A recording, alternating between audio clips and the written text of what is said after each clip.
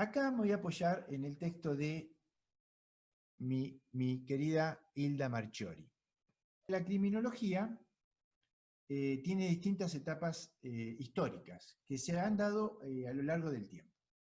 Es como un desarrollo cronológico. Y ella sitúa tres grandes etapas, digamos así, ¿no? Es una clasificación posible. Otros podrán clasificarlo de otra manera. A mí me interesa porque es práctica y nos permite verla en perspectiva histórica, una composición de conjunto. Y dice lo siguiente: la criminología está desarrollada por tres teorías. La criminología clínica, A; B, la criminología interaccionista o sociológica; y la criminología organizacional o política criminal. Ella la sitúa en estas tres. La clínica, voy a caracterizar brevemente cada una de ellas. La criminología clínica es la tradicional, es la de Lombroso, es la de Ferri, es la del positivismo del siglo XIX. Ahí aparecemos nosotros como profesión. Ojo, nos convocan desde el control social. No tenemos un origen muy glamoroso, ¿eh? El trabajo social, la psiquiatría, pasa lo mismo. Saber y poder, poder y saber.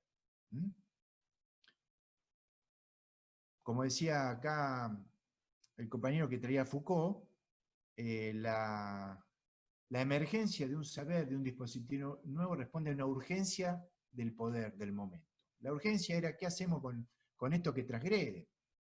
¿Qué hacemos con esta gente? Venga la psicología, venga la psiquiatría, explíquenme, estudienlo al sujeto. Estas corrientes que no conforman la escuela clásica, pero que fueron las que a partir de la Revolución Francesa se desarrollaron, estudian qué es un delito. ¿Qué es un delito? Porque están cuestionando el sistema de ordenamiento anterior. El positivismo y la criminología clínica estudian qué es el delincuente. ¿Qué es un delincuente? ¿Cómo es? Lo anterior estudia qué es el delito. La criminología clínica, el positivismo, estudia qué es el delincuente. Venga, ustedes estudienlo. Usted que sabe, venga. ¿Qué hacemos con esto? Ahí viene el panóptico, el desarrollo tecnológico que comentaba la compañera. Bueno, por supuesto, la causa, la etiología del delito es la biología. Ahí Gabriel me pregunta si la anterior, que sí es la clásica. Es la no clásica, vamos a decir, la mal llamada clásica, porque no es una escuela, es un conjunto de corrientes, ¿sí? Establecieron compilaciones, relaciones, ordenamientos, pero no puede ser una escuela porque hay corrientes muy opuestas entre sí. Se dio en llamar clásica, pero escuela clásica, pero no es una escuela. ¿Está? Vamos a decir, lo que va entre el desarrollo de la Revolución Francesa y el positivismo. Todo lo que ocurrió ahí, algunos le dicen de manera errónea, escuela clásica. Pero empieza un ordenamiento ahí. Ahí es el que entiende, el que estudia qué es el delito y también empieza a ver para qué es la pena, el sentido de las penas. ¿Se entiende? Bueno. Entonces, la criminología clínica viene después, con César Lombroso, con Enrico Ferri, como les dije, y demás. La escuela italiana hace punta, es tope en ese momento. Lo máximo estaba en Italia, en la criminología clínica positivista. Y de ahí venía, y de ahí vino mucho Argentina. Acá la recibe José Ingenieros, y es un exponente en sus inicios. Después él hace un giro. Bueno, es una disciplina científica, se propone como disciplina científica, se propone estudiar al delincuente, sus motivaciones, sus comportamientos. Elabora un diagnóstico, un tratamiento y un para qué de la pena. ¿Cuál era el para qué? Todas las teorías REC que se les ocurren. Básicamente, curar. El delincuente era un anormal, era un insano, porque el sano es normal y cumple la norma. Lo bueno y lo malo. Hacemos la raya en el medio, acá pongo lo bueno y acá pongo lo malo. Entonces acá pongo el sano, el que cumple la norma, el blanco, el limpio, el que se porta bien, el rico, y de este lado ¿qué pongo? El insano, la enfermedad, de este lado pongo la salud, de este lado de lo negativo pongo el pobre, el sucio, el negro, etcétera, el que no tiene educación, etcétera, etcétera. ¿Se cuenta? Este juego de contravalores ordena todo el sistema de control social. ¿Qué propone la criminología clínica? Curarlo. Ya lo vimos con Weir, ¿se acuerdan? 1500. Bien. Entonces desarrolla distintas psicoterapias para la recuperación del individuo. ¿Ok? Es un enfermo social que a través de la pena de ser curado y rehabilitado socialmente. Vamos rapidito a la criminología interaccionista crítica. Spee, Marat, nos dan algunos elementos previos, ¿sí? Acá, esta es una corriente sociológica, el delito está vinculado con la estructura social. Un primer desarrollo actual es Durkheim, con su teoría del suicidio. Merton, con su desarrollo acerca de la anomia. ¿Qué dicen?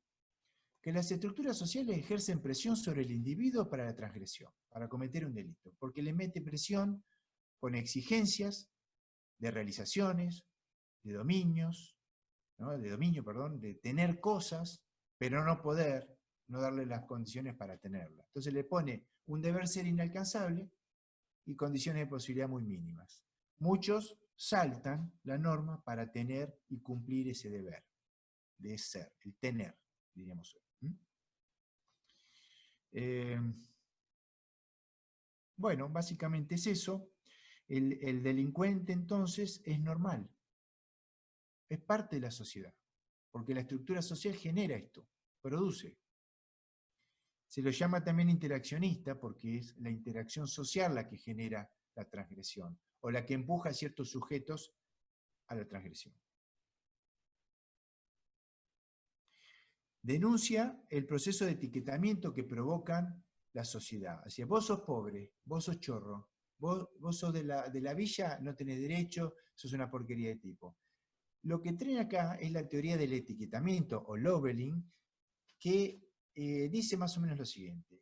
A vos te ponen un rótulo y te tratan como tal y vas a terminar actuando como tal. Hay un experimento nefasto, que hay una película de una cárcel, es real el experimento, se seleccionan 22 personas, 11 son policías penitenciarios y 11 hacen de preso. Y terminan funcionando como tales.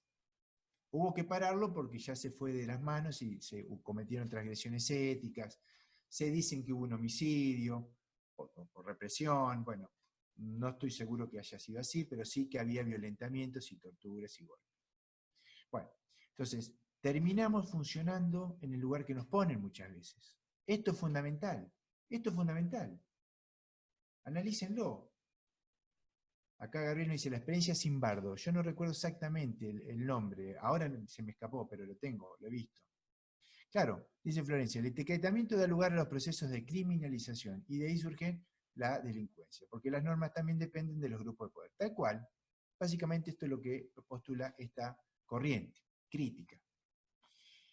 Entonces yo le digo, atención con esto, ¿cómo lo vamos a pensar con los jóvenes en conflicto con la ley penal? ¿Por qué la cárcel está llena de personas pobres? Se selecciona, pero ¿no será que también la ponemos en ese lugar? Y ya tanto le decimos, estamos construyendo identidad. Es interesante. O sea, bueno, pero ¿qué? ¿El sujeto no tiene autonomía? Sí, la tiene. Pero yo les digo, varias cosas le puedo decir. El deseo es el deseo del otro. Si me deseo que vos sos un delincuente, una porquería, ¿qué pasa? ¿En qué lugar? La presión social que nos ponen para que reaccionemos y luego, mirá, reaccionó. Es como la de la Inquisición. Reaccionó, fíjate cómo reaccionó. ¿Y cómo lo va a reaccionar si está siendo violentado permanentemente? Javier, con esto que decís, Sí. el otro día justo estaba mirando un noticiero y hablaban de unos jóvenes que eran adictos, según el del noticiero, y presentaba la noticia como jóvenes adictos, delincuentes y que consumían porque tenían baja autoestima. Entonces, como que era un combo completo de la figura del joven delincuente. Bueno, redondito, redondito. Para cerrar aquí, así vamos un cachito a la otra, entonces la crítica pasa por esto, ¿no? Es un condicionamiento social que empuja a ciertos sujetos estigmatizados, que luego serán seleccionados por el sistema penal, un sistema penal determinado, normatizado, a partir de los intereses de los grupos de poder. Por eso es una lectura crítica que se hace. Por último, vamos rapidito a la criminología organizacional o política criminal. Esta criminología no son teorías, no son criminologías, no son teorías como les dije al principio, son criminologías, vamos a dejarlo ahí. Esta se la denomina también como criminología internacional, porque tiene que ver con desarrollo en Naciones Unidas, a partir de los análisis regionales, a partir de los planteos entre países, que orientan la política criminal. Por ejemplo, el análisis de las prisiones, el delito de la trata de personas, el narcotráfico, la drogadicción, los delitos transnacionales, se nutre de esos aportes, el abuso del poder, etcétera, etcétera, etcétera. ¿Sí? Más bien, va por ese lado, analiza esos procesos y aporta elementos para una política criminal. Son 3 criminologías que establece nuestra querida Isla Marchiori, que se apoyan luego en teorías, estas teorías que son un poco más abundantes. Yo he hecho un resumen un poco apretado. A la experiencia Milgram, acá está. Gracias, Daniela. La experiencia Milgram. Ahí hay un par de situaciones de esa índole. Son verídicas. Son verídicas. Bueno, yo acá los libero. Al que se anima y banca 3 paginitas más, les leo una postal traída directamente del pasado, de la mano de Enrico Ferri de 1907, que está muy copada porque nos va a permitir ver cómo piensa, la convicción de este tipo, el fanatismo que tenía, pero bien, porque el tipo se la recreía y estaba muy convencido de sus ideas, y vamos a ver lo difícil que es parársele enfrente a esos posicionamientos. Ubíquense ustedes dialogando con Enrico Ferri. Van a Romero, le salió un laburo de primera en Romero, en la sala La Segue, y cae Enrico Ferri y te tira esto que les voy a leer, y a ver qué le dicen, cómo aguantan los trapos, diciendo así, mal y pronto. Acá la última nos dice, ¿cómo era la tercera criminología? No, aclaro. La tercera criminología es la criminología organizacional. La interaccionista es la segunda, es la crítica o interaccionista. La tercera es organizacional o política criminal, que le da las bases a la política criminal, al desarrollo de política criminal. ¿Sí? Bueno, Carolina, ahí banquemos a Enrico Ferri y vamos con el que se quiera quedar con los temas administrativos después. ¿Está? Vamos a ver entonces eso, y también un contrapunto en cuanto a la pena, porque dijimos qué era la pena. ¿Para qué era la pena para el positivismo? Pero no dijimos para qué era la pena en la previa, en la Revolución Francesa, en esas corrientes más llamadas escuela clásica. A ver, vamos a buscarlo a Enrico. ¿Dónde anda Enrico? Acá está.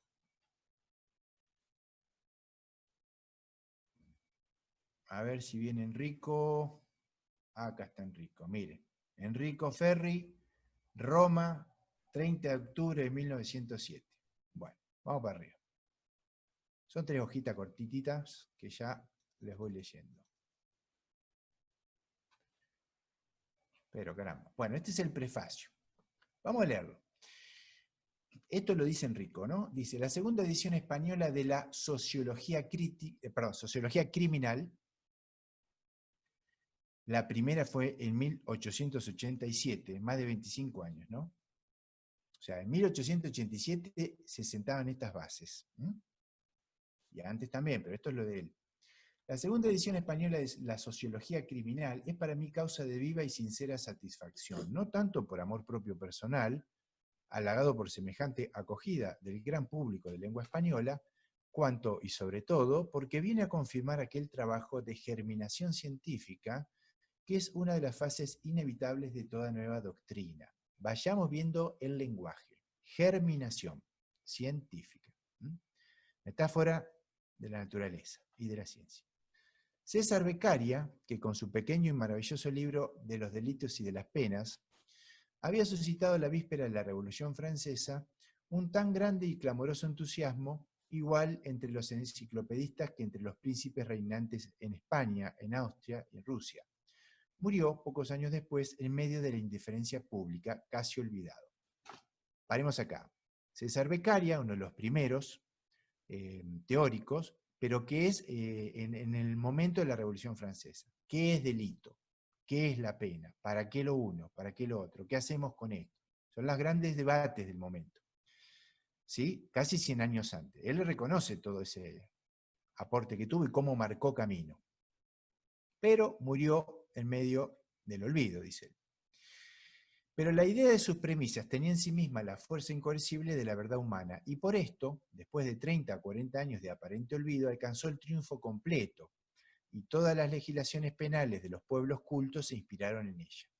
Estamos hablando luego de la Revolución Francesa, o sea, como resultado de la Revolución, en ese periodo. Donde acá cabría esto de la llamada, mal llamada escuela clásica, ¿sí? Habla de estas legislaciones y de estos ordenamientos. Lo propio ha acontecido y acontece respecto de la idea de la escuela positiva. Fíjense que ellos ya tenían conciencia de escuela, ¿no? La escuela positiva se denomina, ¿sí? Después del clamor de oposiciones y polémicas, de admiraciones y aplausos que produjo su primera afirmación, transcurrieron 25 años en los que parecía que había caído en el mayor abandono. La realidad, sin embargo, ha desmentido esta apariencia.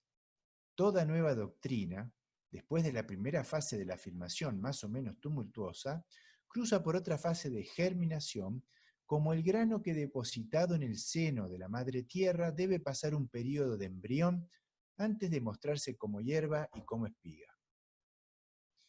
Los hechos criminosos, excesivamente cotidianos, ya había inseguridad, podríamos decir, según los medios actuales, los procesos sensacionales han continuado, todos los días, reclamando la atención pública sobre la teoría de la escuela positiva, confirmándola y arraigándola cada vez más en la pública conciencia. Así ha ocurrido que en muchos países se han realizado las reformas penales frente a los códigos monumentales de la Revolución Francesa, inspirándose en el íntimo pensamiento de la nueva escuela, la positiva. Atendiega.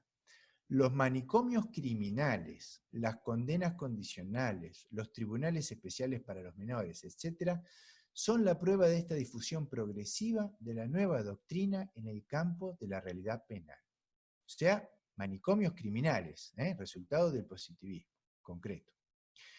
Aquellas reformas, en efecto, se hallan en abierta contradicción con las doctrinas clásicas y tradicionales de la justicia penal, inspiradas en el concepto metafísico de que la pena debe ser la retribución moral y jurídica de una culpa mediante un castigo, en vez de ser un procedimiento de prevención penal del morbo de la delincuencia. La verdad que es un científico, es un sujeto muy elevado, muy culto, porque fíjense que en este párrafo, de qué forma limpia y llana mete tantas cosas en 6 renglones. Realmente un capo, porque acá hace una crítica a esas corrientes que dijimos mal llamada escuela clásica, pero acá dice doctrinas clásicas y tradicionales de la justicia penal, y fíjate que ahí critica la pena, el concepto de pena. ¿Qué era la pena para esa posrevolución francesa? Una retribución moral de una culpa mediante un castigo. ¿Sí? Tenés que pagar una culpa, esto que decía María Carolina, tiene que pagar.